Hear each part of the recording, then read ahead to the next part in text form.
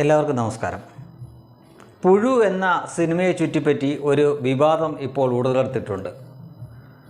പ്രധാനമായും നടൻ മമ്മൂട്ടിക്കെതിരെയാണ് ഇപ്പോൾ ആ വിവാദത്തിൻ്റെ കുന്തമന തിരിഞ്ഞിരിക്കുന്നത്.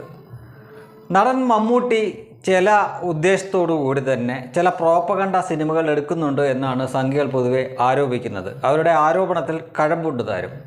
ഇത് പുറത്തുനിന്ന് ആരെങ്കിലും മമ്മൂട്ടിക്കെതിരെ ആരോപിച്ചതല്ല. ആ സിനിമ, അതായത് പുഴു എന്ന സിനിമയുടെ സംവിധായികയുടെ ഭർത്താവ് തന്നെയാണ് ഇത്തരമൊരു ആരോപണമായിട്ട് ആദ്യം മുന്നോട്ട് വന്നത്. എന്നാൽ കമ്മികളുടെ ക്യാമ്പിൽ വളരെ ശ്മശാന മൂകതയാണ് കാണുന്നത്. പക്ഷേ സംഘികൾ ഇത് വിടാൻ ഉദ്ദേശിച്ചിട്ടില്ല. അവരിത് വലിയ രീതിയിൽ തന്നെ വിവാദമാക്കാൻ തീരുമാനിച്ചിരിക്കുകയാണ്. ഈ ഒരു പശ്ചാത്തലത്തിൽ ഉണ്ട എന്ന് പറഞ്ഞ മറ്റൊരു സിനിമ കൂടിയുണ്ട്. അത് ഹർഷാദ് PK എന്ന് പറഞ്ഞ ഒരു കട്ട സുഡാപ്പിയാണ് അതിൻ്റെ തിരക്കഥാകൃത്തും സംവിധായകനുമൊക്കെ. അയാളുടെ തന്നെ ചില വാചകങ്ങളൊന്ന് കേട്ടു നോക്കിയാൽ നമുക്ക് മനസ്സിലാവും ഇതൊക്കെ യാദൃച്ഛികമായിട്ട് സംഭവിക്കുന്നതല്ല, ആസൂത്രിതമാണ്. ഒന്ന് കേട്ടു നോക്ക്. സംഘപരിവാർ ഔദ്യോഗികമായി ഭാരതം ഇന്ത്യ ഭരിക്കാൻ ഇടയാക്കിയ 2014 ഇലക്ഷനാണ് ഈ സിനിമയുടെ പശ്ചാത്തലം.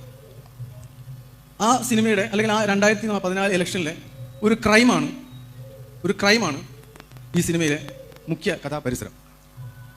ഒരു ക്രൈം നടക്കുകയും ആ ക്രൈം പിന്നീട് വർഷങ്ങൾക്ക് ശേഷം തെളിയിക്കപ്പെടുകയും ചെയ്ത ഒരു ക്രൈം, അതാണ് EVM ടാമ്പറിംഗ് അഥവാ വോട്ടിംഗ് മെഷീനിലെ തിരിമറികൾ എന്ന് നമ്മൾ പറയുന്നത്. അത് പിന്നീട് തെളിയിക്കപ്പെട്ടൊരു സംഭവമാണ്.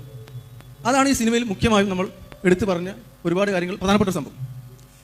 അങ്ങനെ ഇന്ത്യയിൽ അങ്ങോളം ഇങ്ങോളം EVM ടാമ്പറിംഗ് നടക്കുകയും ആ തെരഞ്ഞെടുപ്പിൽ സംഘപരിവാർ ഔദ്യോഗികമായി ഭരണത്തിലേറുകയും ഇന്ന് ഇന്ത്യയിലെ പൗരന്മാരെ രണ്ട് തട്ടാക്കി CAA NPR എന്നൊക്കെ പറഞ്ഞ് മനുഷ്യരെ തമ്മിൽ വിഭാഗീയത ഉണ്ടായിരിക്കുന്ന ഈ അന്തരീക്ഷത്തിൽ ഈ സിനിമയുടെ രാഷ്ട്രീയം പറഞ്ഞുകൊണ്ട് ഈ സിനിമയ്ക്ക് അവാർഡ് തരുമ്പോൾ ഇത്രയും കൂടി പറയണമെന്ന് എനിക്ക് തോന്നുന്നു. ഏതായാലും സിനിമകളെ രാഷ്ട്രീയം നോക്കി അവാർഡ് തരുന്ന 2014 ഇന്ത്യ മൻമോഹൻ സിംഗ് ഭരിക്കുമ്പോൾ, അതായത് ആ സമയത്ത് പ്രധാനമന്ത്രി മൻമോഹൻ സിംഗ് ഭരിക്കുമ്പോൾ നടന്ന തെരഞ്ഞെടുപ്പിൽ നരേന്ദ്രമോദിയും BJPയും EVM ടാമ്പറിംഗ് നടത്തി ഭരണത്തിലേറി എന്നാണ് ഈ കൊടും സുഡാപ്പി പറഞ്ഞു വെക്കുന്നത്. ആ സമയത്ത് മൻമോഹൻ സിംഗ് ഭരിക്കുമ്പോൾ നരേന്ദ്രമോദിയും BJP ആയിരിക്കല്ല, ഇവൻ്റെ പിതാവും കൂട്ടരും ആയിരിക്കും അത് ചെയ്തിരിക്കുക. സാമാന്യ ബോധമുള്ള ഒരാൾക്ക് വിശ്വസിക്കാൻ പറ്റുന്ന കാര്യമാണോ ഇവൻ ഈ പറഞ്ഞു വെച്ചത് എന്ന് നോക്കുക. എന്നിട്ട് അവൻ അതിൻ്റെ തുടർച്ചയായിട്ട് പറയുന്നു പിന്നീട് ആ ക്രൈം തെളിയിക്കപ്പെട്ടെന്ന്. ഏത് രാജ്യത്താണ് അങ്ങനെ ഒരു ക്രൈം നടന്നിട്ടുണ്ടെങ്കിലല്ലേ അത് തെളിയിക്കപ്പെടുന്നുള്ളൂ?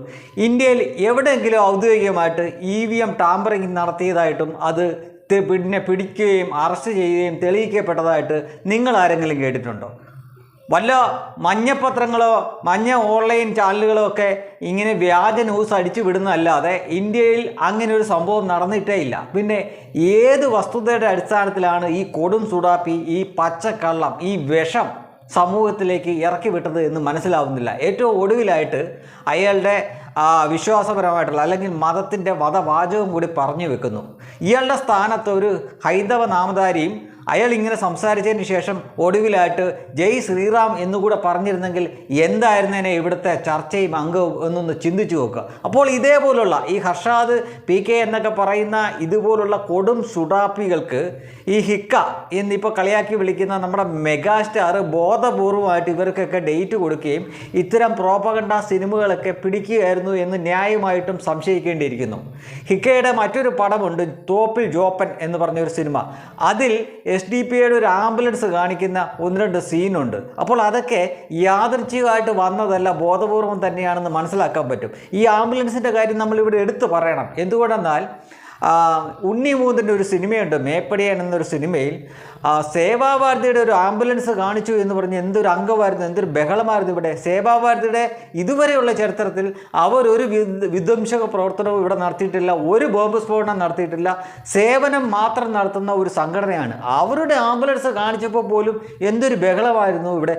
ആ സമയത്ത് നിരവധി കേസുകളിൽ പ്രതിയാക്കപ്പെട്ടിട്ടുള്ള പ്രവർത്തകരുള്ള SDP-യുടെ ഒരു ആംബുലൻസ് ഹിക്കയുടെ തോപ്പിൽ ജോപ്പൻ എന്ന സിനിമയെ കാണിച്ചിട്ടുണ്ട്. അത് പക്ഷേ വളരെ വിദഗ്ധമായി ഇവിടെ മൂടി വെക്കപ്പെട്ടു. അങ്ങനെ ഇനി നോക്കിക്കോ, ഈ ഹിക്കയുടെ ഓരോ പടങ്ങളും ഇതേപോലെ ഇഴകീറി പരിശോധിക്കുക തന്നെ ചെയ്യും, ഓഡിറ്റ് ചെയ്യും എന്നുള്ള കാര്യത്തിൽ ഒരു തർക്കവും വേണ്ട. എന്തെങ്കിലും ഗൂഢലക്ഷ്യമോ പ്രോപ്പഗണ്ടയൊക്കെ ഉണ്ടെങ്കിൽ അതിനി പൊളിക്കുക തന്നെ ചെയ്യും എന്ന കാര്യത്തിൽ ഒരു സംശയവും ആർക്കും വേണ്ട.